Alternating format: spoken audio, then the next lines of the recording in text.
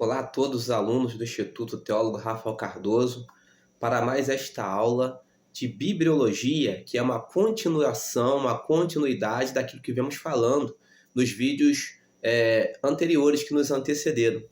Hoje falaremos algumas coisas interessantes, entraremos em algumas situações, problemas que nós por vezes encontramos dentro das Sagradas Escrituras, do tipo Judas, ele se enforcou ou ele se precipitou, né? Ele caiu. Como é que Judas morreu? Tipo, Deus pode se arrepender? Deus se arrepende como nós, seres humanos, nos arrependemos? Tipo, ainda, Josué fala lá que o sol parou, né? Mas o sol está parado, o sol pode parar. Então, nós vemos algumas situações dentro da Bíblia que, por vezes, nos trazem estranheza, que, por vezes, num primeiro olhar, numa primeira leitura não tão minuciosa, nós achamos aparentes contradições. Mas a Bíblia pode se contradizer. Alunos do Instituto, né, já nos conhecem, mas talvez você esteja nos assistindo pelo YouTube, não nos conheça. Eu sou o teólogo Rafael Cardoso, especializado em teologia sistemática, especializado em docência em filosofia e teologia, bem como também especializado em história da igreja. E hoje vamos estar abordando este tema, esta matéria, bibliologia. Pois bem, em 303 depois de Cristo, um imperador por nome de Diocleciano, ele deu uma ordem, né, peremptória. E que ordem foi esta? Destrua os cristãos, queime as escrituras, ou seja, queime as Bíblias.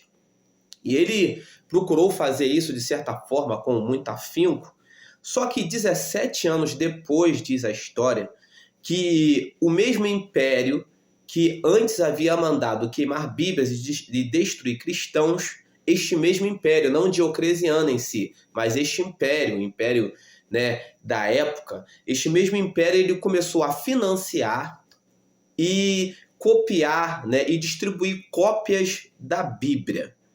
E a pergunta que nós fazemos: por que a Bíblia sobreviveu, apesar das perseguições, apesar de muitos homens terem querido, né, destruir as Sagradas Escrituras? Por que, caro aluno, nobre aluno, a Bíblia ainda assim sobreviveu? Simples, a resposta é simples. Ela é a palavra de Deus. Ela foi preservada pelo próprio Deus. Como diz as Sagradas Escrituras, agindo Deus, quem impedirá? Pode alguém contender, lutar contra Deus, por mais que um homem queira, né, ir contra as coisas de Deus? Quando Deus quer alguma coisa, né, ele assim o faz, a vontade dele sempre prevalece. E a Bíblia, ela é a palavra de Deus, ou seja, ela prevaleceu porque Deus quis preservá-la. E por que ela é a palavra de Deus? Nós vemos, por exemplo, lá em 2 Pedro, capítulo 1, verso 21, que diz que ela não é iniciativa de homens, uma iniciativa humana, ela é uma iniciativa de Deus. Por quê? Porque ela foi inspirada. Já estudamos aqui, vamos relembrar alguns conceitos, que a Bíblia foi inspirada por Deus. E dentro dessa inspiração, há duas situações. Há a inspiração verbal, ou seja, cada palavra contida dentro das Sagradas Escrituras foi inspirada por Deus. Então, essa é a inspiração verbal. Cada palavrinha foi inspirada por Deus. A Bíblia não foi ditada, né? Deus não ficou ditando, mas Deus foi usando, né, os autores, e cada palavra que eles foram escrevendo foram inspiradas por Deus. Esta é a inspiração verbal. E também ela tem a inspiração plenária. O que isso significa dizer? Significa dizer que toda a Escritura, né, todos os livros da Bíblia, tudo o que contém nela é pleno, foi totalmente inspirado por Deus. Então temos a inspiração verbal, cada palavra foi inspirada por Deus, e a inspiração plenária. Toda a Bíblia ela é inspirada por Deus. Até algumas situações, temos lá Cantares de Salomão, né, e temos alguns livros que nós vemos que podem parecer que não foram inspirados, mas toda, plenariamente, de forma plenária, a palavra de Deus foi inspirada por Deus. E a Bíblia tem alguns conceitos do tipo inerrância e infabilidade. Ou seja, o que isso significa dizer? Inerrância, né? Tudo que está escrito na Bíblia, tudo que lá está escrito, né, não contém erros. E infabilidade, ela cumpre o seu propósito, que é apresentar a salvação ao homem. Então, a Bíblia ela não foge ao seu propósito, ela não erra no seu propósito, que é apresentar Deus à humanidade e apresentar Cristo, a salvação, a todo aquele que crê, né? Ela apresenta, então ela é infalível nisto, ela não falha, a Bíblia não falha em seu propósito, e ela tem a inerrância, ou seja, tudo que nela está escrito foi inspirado por Deus. Então ela tem a sua inerrância, e aí vale frisar agora, em seus autógrafos originais. O que isso implica dizer?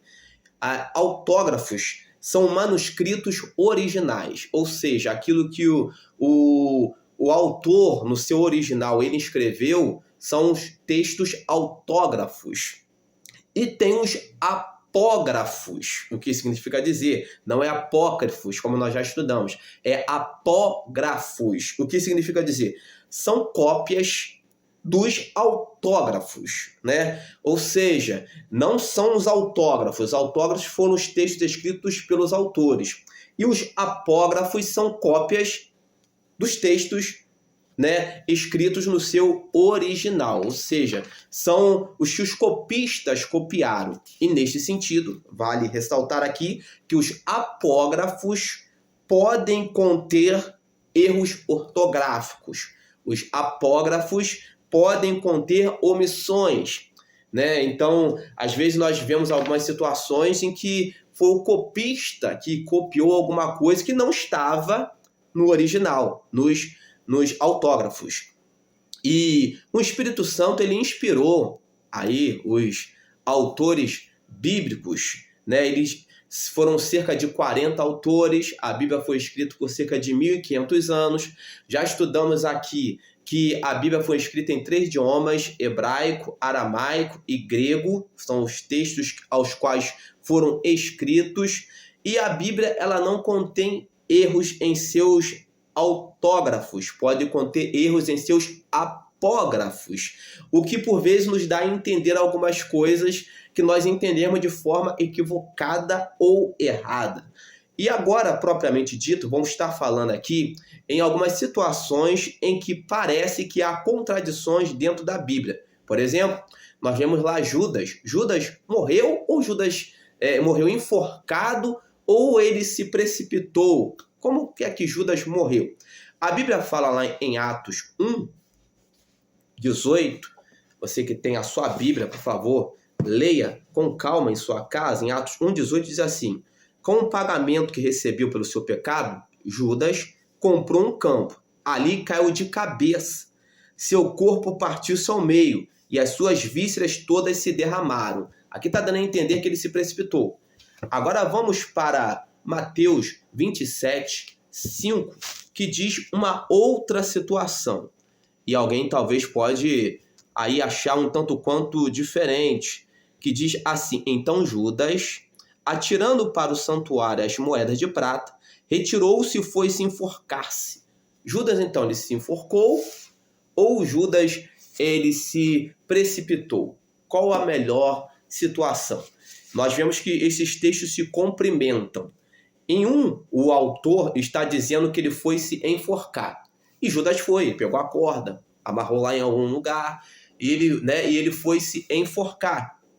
Em Atos 1:18 vai além, que nele tendo ido se enforcar, o peso dele, né, a estrutura não aguentou o peso dele e ele se precipitou, ou seja, ele caiu e se espatifou no chão e as vísceras, né, ali ficaram à mostra. Então, uma coisa complementa a outra, não há contradições.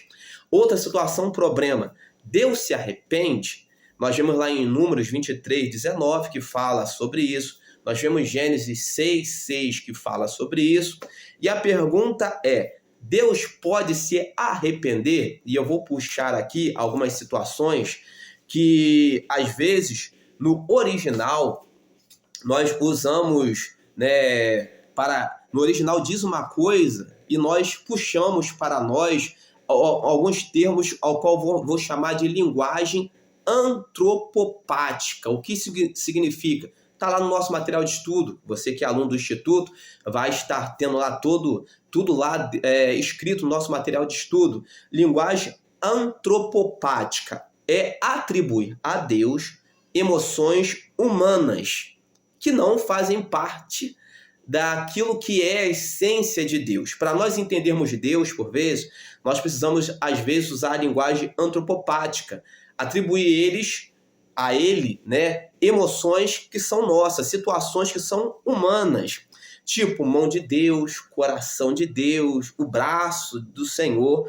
E para isto, vou estar me debruçando aqui sobre algumas situações, vou estar falando brevemente sobre antropomorfismo. O que significa? Antropomorfismo é atribuir a Deus características físicas humanas. Mão de Deus, olhos do Senhor. Deus não tem mão como nós temos, Deus não tem olhos como nós temos, porque Deus é espírito. Então isso são características nossas. Mas nós atribuímos a Deus para nós tentarmos entender Deus.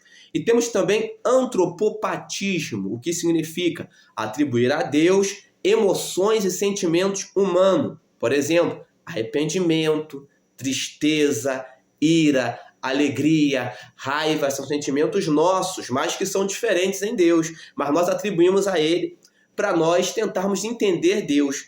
E nesta situação de arrependimento, fala que Deus se arrependeu, como lá em Gênesis 6,6, está usando um antropopatismo, ou seja, está atribuindo a Deus sentimentos que são nossos. Porque Deus não pode se arrepender como nós nos arrependemos.